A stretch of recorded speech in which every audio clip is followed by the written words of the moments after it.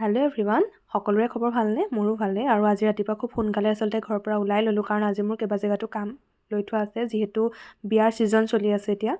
আৰু এয়া মই ঘৰৰ পৰা ওলাই গৈ পালোঁগৈ গোলাঘাটত আজি মোৰ ফাৰ্ষ্ট লোকেশ্যন। যিহেতু ঘৰৰ পৰা অলপ দূৰ, সেইটো কাৰণে ফাৰ্ষ্ট কামটো ইয়াতে কৰি লওঁ।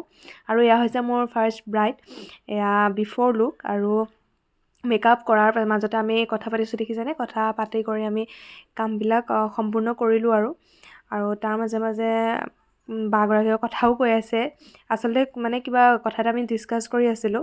আৰু এয়া হৈছে মেকআপ কৰি থকা মুহূৰ্তখিনি এনেকৈ কেমেৰাত বন্দী কৰি ৰাখিলোঁ। আৰু এয়া হৈছে মেকআপৰ আফটাৰ লুক, এটা জোৰোণ লুক। বাগৰাকীৰ আজি জোৰোণ আছিলে। আৰু এয়া হৈছে মেকআপৰ আফটাৰ লুক। আপোনালোকে জনাব কেনেকুৱা পাইছে। বা এয়া মোৰ হাতৰ পৰা 3 নম্বৰ বাৰ মেকআপ লৈছে। আগতে পাৰ্টি মেকআপ লৈছিলে, প্ৰি ৱেডিং মেকআপ ল'লে, আৰু এয়া আজি জোৰোণ লুক। আৰু ইয়াৰ পাছত নেক্সট লোকেশ্যন হৈছে এয়া ৰিচিপশ্যন ব্ৰাইড। এই বিয়াও ময়ে কৰিছোঁ। আৰু এয়া দৰা ঘৰৰ নিয়মখিনি, যিটো ৰিচিপশ্যন। আৰু এয়া হৈছে আজি মোৰ ছেকেণ্ডগৰাকী ব্ৰাইড। আৰু ইয়াৰ পৰা সোনকালে ওলাই গৈ পালোঁগৈ এয়া মোৰ থাৰ্ডগৰাকী ব্ৰাইড। এই হৈছে নগাঁৱৰ জীয়ৰী আৰু আমাৰ দেৰগাঁৱৰ বোৱাৰী। আৰু এয়া হৈছে মেকআপৰ বিফ'ৰ লুক। আৰু মেকআপ কৰিছোঁ, তাৰ মাজে মাজে দুটা এটা ক্লিপো ল'লোঁ। আচলতে মাজে মাজে অলপ ক্লিপ ল'লে পিছত অলপ সুবিধাও হয় আমাৰ। সেইটো কাৰণে খুব জল্দি আচলতে মেকআপ আমি আৰম্ভ কৰিলোঁ আৰু কমপ্লিটটো কৰিলোঁ।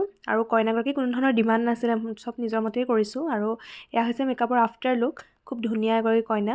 আপোনালোকে জনাব কেনেকুৱা হৈছে। তাই ভাল পাইছে আৰু ঘৰৰ সকলোৱে মেকআপটো খুব ভাল পাইছোঁ বুলি কৈছে, যিটো আমাৰ কাৰণে আচলতে আশীৰ্বাদ স্বৰূপ।